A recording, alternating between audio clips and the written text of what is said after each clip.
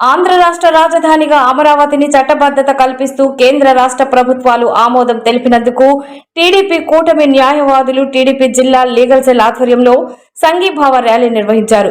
రాష్ట్రానికి సుస్థిరమైన రాజధాని ఒకటే ఉండాలన్న ప్రజల ఆకాంక్ష నేటికి నెరవేరిందని సీనియర్ న్యాయవాది నన్నే సాహెబ్ అన్నారు. ఆంధ్ర రాష్ట్ర రాజధానిగా అమరావతి చట్టసభల్లో ఆమోదం పొందడం పట్ల హర్షం వ్యక్తం చేశారు. ఇక ప్రపంచ స్థాయి రాజధానిగా అమరావతి అభివృద్ధి లక్ష్యంగా సాగుతుందన్నారు. అందరికీ ఆంధ్రప్రదేశ్ ప్రజలందరికీ కూడా మా లీగల్ సెల్ తరఫు నుంచి నమస్కారాలు తెలియజేసుకుంటున్నాము.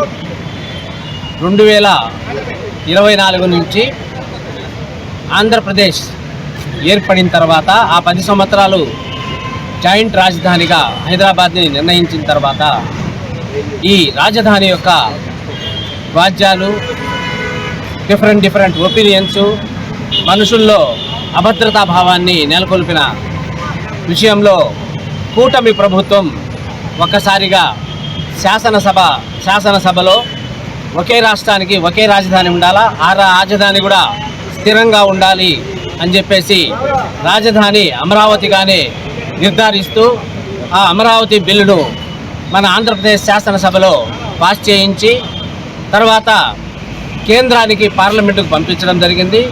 పార్లమెంటు ఆ బిల్లును ఆమోదించి రాజ్యసభలో కూడా ఆమోదం పొంది ఇమీడియట్లీ రాష్ట్రపతి ఆమోదానికి పోవడం, రాష్ట్రపతి రాత్రి 10 గంటలప్పుడు సంతకాలు పెట్టి గజెట్ పబ్లికేషన్లో కావడం అనేది చాలా హర్షదాయకమైన విషయం. మన ఆంధ్రప్రదేశ్ ప్రజలు అందరూ కూడా ఈ విషయాన్ని గురించి చాలా హర్షం వ్యక్తం చేస్తున్నారు. ఇంకా ఆంధ్రప్రదేశ్ రాజధాని అనే డిస్టర్బెన్స్ కానీ ఇంకా భవిష్యత్తులో ఉండదు.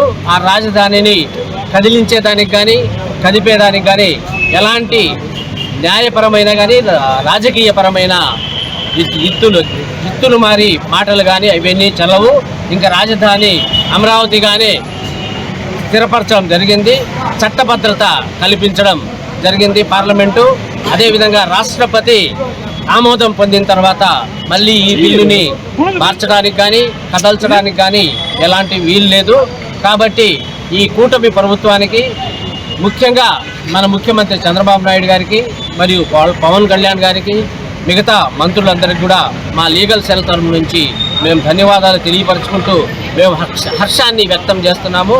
ఇంకా రాబోయే రోజుల్లో తెలుగుదేశం పార్టీ కానీ, జనసేన పార్టీ కానీ, బీజేపీ పార్టీ కానీ ఈ లీగల్ సెల్ని కాస్త గుర్తించి ఎలక్షన్కు ముందు లీగల్ సెల్ ఏ విధంగా పనిచేసింది తెలుగుదేశం పార్టీ నాయకుల కోసం, మినిస్టర్స్ కోసం, వీళ్ళందరి కోసం కూడా అని చెప్పేసి మీరు గుర్తించి లీగల్ సెల్లో పనిచేసిన న్యాయవాదులందరికీ కూడా మీరు దృష్టి సారించి వాళ్ళకి న్యాయం చేయాలని చెప్పేసి తెలియపరుచుకుంటున్నాం.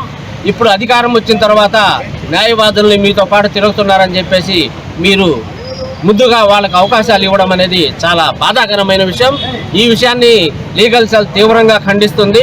ఇప్పుడు రాబోయే రోజుల్లో కానీ మన లోకేష్ గారు ఆయన యువగళం తిరుగుతున్నప్పుడు లీగల్ సెల్ ఎంతో కీలకమైన పాత్ర వహించింది. వాళ్ళందరినీ మీరు అప్పుడు ఇచ్చిన మాటలు కానీ, చంద్రబాబు నాయుడు ఇచ్చిన మాటలు కానీ, వీళ్ళందరూ కూడా తెలుగుదేశం పార్టీ లీగల్ సెల్ న్యాయవాదుల్ని దృష్టిలో పెట్టుకొని మీ దగ్గర ఉండే డేటాని సేకరించి ఆ డేటా ప్రకారం అవకాశాలు ఇవ్వాలని చెప్పేసి తెలియపరుచుకుంటూ, ముఖ్యంగా ప్రజల్లో ఈ జగన్మోహన్ రెడ్డి వివిధ ప్రాంతాల్లో వివిధమైనటువంటి ప్రజలకి భయాందోళనకి కలుగజేశాడు. దానికి చెక్ పెడుతూ మన ముఖ్యమంత్రి చంద్రబాబు నాయుడు గారు తీసుకున్నటువంటి కూటమి ప్రభుత్వం తీసుకున్నటువంటి ఈ నిర్ణయానికి మా లీగల్ సెల్ తరఫున, మా అడ్వకేట్స్ తరఫున మేము హర్షం వ్యక్తం చేసుకుంటూ సంతోషంగా మేము ఈరోజు ఈ కార్యక్రమాన్ని నిర్వహించుకుంటున్నాము. ధన్యవాదాలు.